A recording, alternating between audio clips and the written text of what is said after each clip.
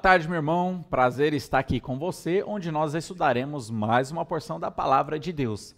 E a temática do nosso estudo hoje é o Senhor que não abandona. Nós teremos essa certeza que Deus ele não nos abandona. Deus ele não nos criou e nos abandonou. Deus não nos deixa em momentos de tristeza e dificuldades. Deus está presente. Para isso eu gostaria de ler com você Salmo 138, versículo 8. Olha só o que o salmista ele diz nesse versículo. Diz assim: o que a mim me concerne, o Senhor levará a bom termo. A tua misericórdia, ó Senhor, dura para sempre. Não desampares as obras das tuas mãos. O salmista está dizendo: não abandones a obra da tua mão. O que concerne a mim, o Senhor vai concluir. O que concerne a mim, aquilo que Deus falou sobre mim, Deus ele vai cumprir na minha vida. Aquilo que Deus prometeu trabalhar na minha vida, ele irá realizar. Deus é um Deus de fidelidade, ele é um Deus de palavras. Aquilo que ele promete, ele irá cumprir. O salmista tinha essa certeza que Deus não o abandonaria, mas que Deus trabalharia na sua vida, assim como ele prometeu. Olha só, meus irmãos, Deus ele fez uma promessa para nós. Ele vai estar concluindo a boa obra que ele começou na nossa vida. Essa promessa está lá em Filipenses, capítulo 1, versículo 6, um versículo muito conhecido nosso e que nós devemos depositar a nossa fé e confiança nessas palavras que são ditas aqui. 1,6 de Filipenses diz o seguinte: estou plenamente certo de que aquele que começou a boa obra em vós há de completá-la até ao dia de Cristo Jesus. Meus irmãos, Paulo está aqui mostrando para a igreja de Filipos a grande certeza que ele tem, estou plenamente certo, são as palavras que ele usa, de que Deus ele não vai nos abandonar. Que Deus, já que ele prometeu concluir essa boa obra na nossa vida, ele vai completar essa boa obra. Nós não somos uma obra embargada. O que seria uma obra embargada? Aquela obra que muitas vezes o governo, por exemplo, ele inicia, vamos fazer aqui um prédio, uma construção, um hospital, uma escola, mas no meio do caminho, para aquela obra e fica anos e anos sem concluir. E só fica ali uma estrutura metálica, fica a concretagem abandonada, sendo danificada pela chuva e pelo sol, pela falta de cuidado das pessoas. Meus irmãos, nós não somos essa obra. A palavra de Deus nos fala em Efésios que nós somos a obra-prima do Senhor. Foi Ele quem nos fez. E Ele está nos pintando nesse quadro. Ele está trabalhando em nossa vida dia a dia. Nós não somos uma obra embargada. Deus está presente na sua vida. Em cada situação, Ele está usando para trabalhar no nosso caráter. Em cada situação, Ele está usando para trabalhar na nossa personalidade. Seja situações de alegria ou sejam situações de tristeza, tribulação, lutas, onde nós estamos enfrentando os gigantes do dia a dia. Deus usa essas situações para trabalhar na nossa personalidade, no nosso caráter, para que nós sejamos mais parecidos com Jesus Cristo. Lembra de José? Quando ele foi falar com seus irmãos: olha, eu sei que vocês intentaram o mal contra mim, mas Deus transformou esse mal em bem, em benefício. Deus tirou coisas boas dessa maldade que vocês intentaram contra mim. Deus usou essa situação e agora eu sou governador do Egito. Agora eu estou abençoando a minha família para que vocês se mantenham vivos e vocês não morram pela fome. Mas Deus se agradou em cuidar dessa pequena família, que se tornaria a grande nação de Israel, que está viva até os dias de hoje. Ainda que em guerra, ainda que as nações tentem varrer Israel do mapa, Israel está lá, como uma coluna fortificada diante das nações, e ninguém consegue acabar com a nação de Israel. Meus irmãos, o que eu estou dizendo aqui? Que Deus não nos abandona. Deus ele vai levar a termo, ele vai concluir a boa obra que ele começou em nós, e nós devemos confiar na palavra do Senhor. Olha só, a palavra de Deus diz que nós fomos predestinados para um fim, para uma finalidade. Para que nós somos predestinados? Vamos ver a palavra de Deus, os versículos que falam por que nós fomos, ou para que nós fomos predestinados. Então saiba disso, você é um eleito, você que é crente, e você está predestinado a um fim. Olha só o que diz Romanos capítulo 8, versículo 29. Daí você vai entender o que a palavra de Deus diz com predestinados, o que a palavra de Deus diz com eleição. Diz assim Romanos 8, 29. Porquanto aos que de antemão conheceu, também os predestinou para serem conformes à imagem do seu Filho, a fim de que ele seja o primogênito entre muitos irmãos. Meus irmãos, aqui está a definição de predestinação. Deus, ele não predestinou pessoas para irem para o céu e pessoas para irem para o inferno. Isso é uma filosofia calvinista. O que a Bíblia diz sobre predestinação? Que Deus, primeiro o versículo fala que de antemão conheceu, ou seja, sua presciência. Antes da fundação do mundo, ele já sabia quem seriam aqueles que creriam em Jesus Cristo. Esses que creriam em Jesus Cristo, então ele o predestinou para uma finalidade. Não foi para herdar o céu, não foi para ser salvo ou para ser condenado. Não. A predestinação que nós vemos aqui é para ser conforme à imagem de Jesus Cristo. Então olhe bem o que a Bíblia está dizendo. Deus de antemão, ele previu, de antemão ele conheceu quem seriam aqueles que creriam em Jesus Cristo, e Deus falou, olha, você então está predestinado a ser conforme a imagem do meu Filho. Ou seja, eu vou trabalhar para a sua perfeição, eu vou trabalhar no seu caráter, eu vou trabalhar na sua personalidade, para que a partir do momento que você crê em Jesus Cristo, no momento da sua conversão, agora você entre num processo de santificação, até chegar à glorificação, para que nós sejamos conforme a imagem do seu Filho.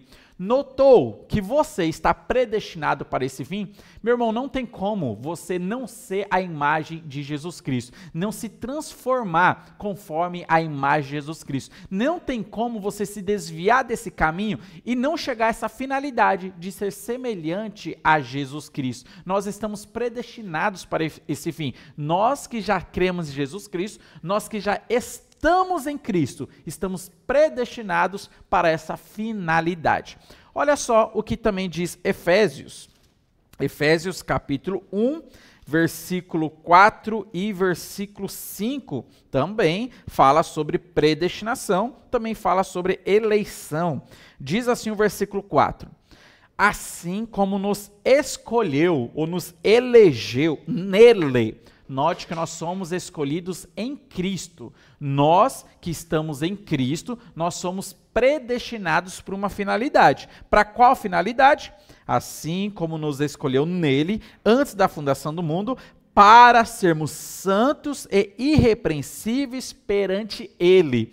Note que o versículo não está dizendo que nós somos predestinados para um grupo para ir para o céu e outro grupo para ir para o inferno. Isso aqui não está dizendo no texto. O texto não está dizendo isto. O que a palavra de Deus nos diz? Que nós fomos predestinados para sermos santos e irrepreensíveis. Perceba bem, antes da fundação do mundo, Deus já de antemão conheceu, previu. Ele, pela sua presciência, já sabia o que ia acontecer no futuro. Segundo a nossa ótica, evidentemente, ele já sabia quem iria crer e quem não iria crer. Esses que iriam crer na mensagem do Evangelho, então eles foram agora predestinados por Deus para serem conformes à imagem do seu Filho, foram predestinados por Deus para serem santos e irrepreensíveis. Meus irmãos, olha só que fim glorioso que Deus nos predestinou. Que fim glorioso que Deus ele reservou para nós.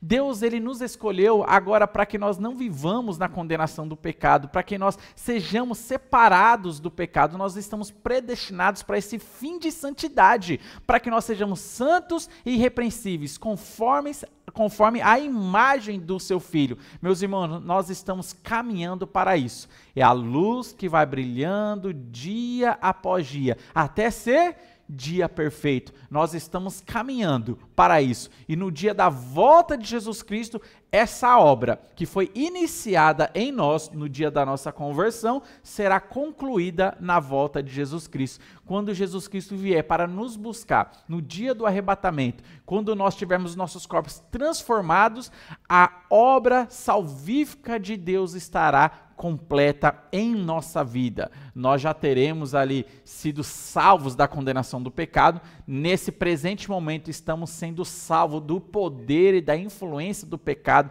através da graça educadora, graça santificadora, e no futuro, quando Jesus Cristo vier nos buscar, nós seremos salvos completamente da presença do pecado e o nosso corpo será transformado em um corpo de glória. Meus irmãos, foi esse fim que Deus nos destinou. Foi para esse fim que Deus nos predestinou. Mas olha só também o que diz o versículo 5. O 4 diz assim, e eu lerei o 5 também. Assim como nos escolheu nele, antes da fundação do mundo, para sermos santos e irrepreensíveis perante ele. E em amor nos predestinou para ele, para a adoção de filhos, por meio de Jesus Cristo, segundo o beneplácito da sua vontade. Meus irmãos, nós fomos predestinados para a adoção. Daí você pergunta, mas o que é adoção? Né? Muitos têm uma má compreensão do que seria a adoção, porque está olhando para a adoção dos nossos dias e aplica para nós, ou para esse texto, a mesma concepção de adoção. Mas, meus irmãos, nós não entramos na família de Deus através da adoção. Nós não somos filhos adotados de Deus. Isso seria muito estranho, porque se você foi adotado espiritualmente por Deus, isso significa que você tem um pai espiritual biológico. Seria quem? Satanás? Então, olha só que situação estranha. Você viveria no céu eternamente, sabendo que o seu pai verdadeiro, o seu pai biológico e espiritual seria então Satanás? Então, meus irmãos, a Bíblia não diz que nós entramos na família de Deus através da adoção.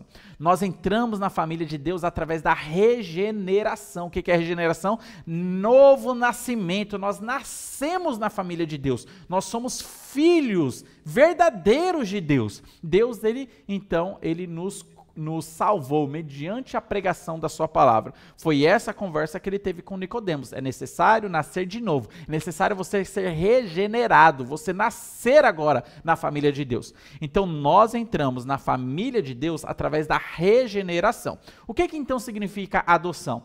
Paulo vai explicar, é ele quem usa essa palavra adoção, e ele vai explicar o que significa adoção. Nós estamos predestinados para adoção. O que é adoção? Ele vai explicar o que significa adoção lá em Romanos. Olha só o que diz o texto de Romanos, capítulo 8, versículo 23. E aqui ele vai explicar para nós o que é a palavra adoção. Não tem nada a ver com o que a gente entende hoje, de adotar um filho e agora você é meu filho através desse processo adotivo, mas você ainda tem um pai biológico que está lá fora, uma mãe biológica que está lá fora. Não, não é esse termo que Paulo está usando aqui para adoção.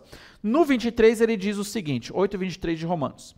E não somente ela, mas também nós que temos as primícias do Espírito, igualmente gememos em nosso íntimo, aguardando a adoção de filhos. Agora ele vai explicar o que é essa adoção de filhos que nós ainda estamos aguardando. A saber, a redenção do nosso corpo. Meus irmãos, perceba o que é adoção de filhos aqui, e perceba por que nós estamos predestinados para a adoção. Nós estamos aguardando a redenção do nosso corpo. É uma herança que Deus ele reservou para nós. É uma herança para a qual nós estamos predestinados. O que é a adoção de filhos segundo a Bíblia? É a regeneração do nosso corpo. Então Paulo, quando fala que nós estamos predestinados para a adoção, fomos predestinados para a adoção de filhos, não significa que Deus escolheu uns para entrarem na família de Deus e outros para não estarem na família de Deus. Não.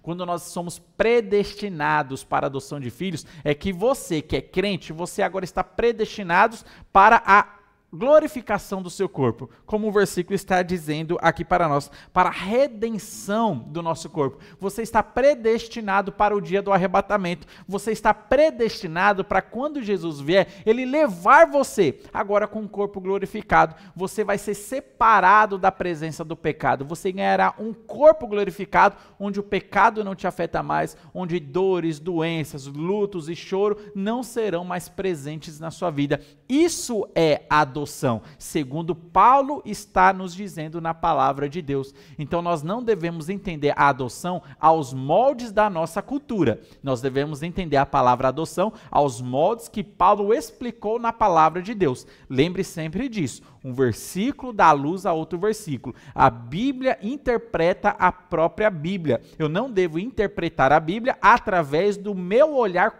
cultural.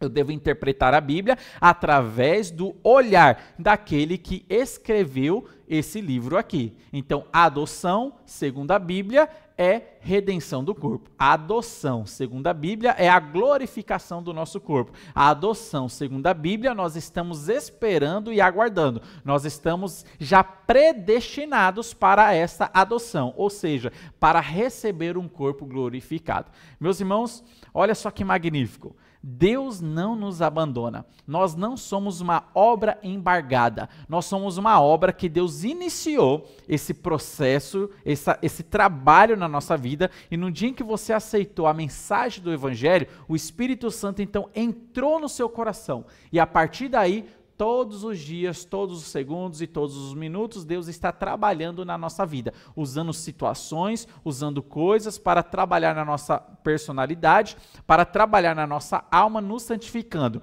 E essa obra será terminada e concluída na volta de Jesus Cristo, quando nós receberemos a adoção de filhos, quando nós então receberemos a redenção do nosso corpo. E aí sim se cumprirá a palavra que nós somos predestinados para sermos conforme a imagem do seu Filho.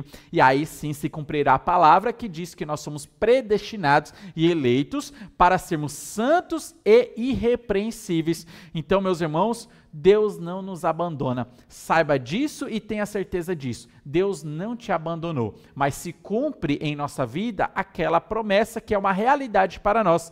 Eis que estou convosco todos os dias até a consumação do século.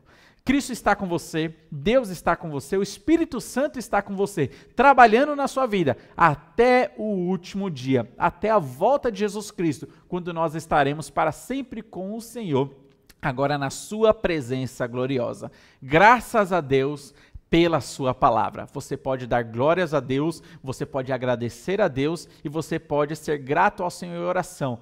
Pai, obrigado porque o Senhor me salvou. Obrigado, porque o Senhor não me abandonará, independente da dificuldade e do momento difícil que eu esteja passando. O Senhor está comigo. Ainda que eu não enxergue o Senhor comigo, ainda que eu tenha fraqueza na minha fé, o Senhor está comigo. Dê graças a Deus ao Senhor, porque Ele te predestinou para uma finalidade gloriosa. Graças a Deus por isso.